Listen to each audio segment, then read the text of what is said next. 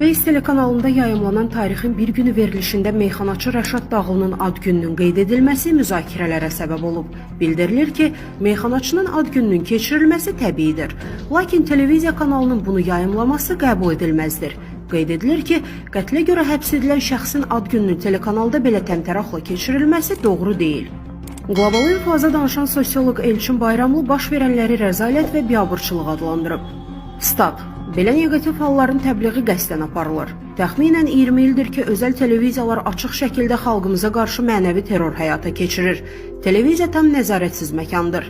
Buna görə də hansısa qüvvələr bəzi xarici mərkəzlərdən aldıqları tapşırıqlar əsasında gecə-gündüz özbaşınalıqların, cinayətlərin təbliğatını aparırlar.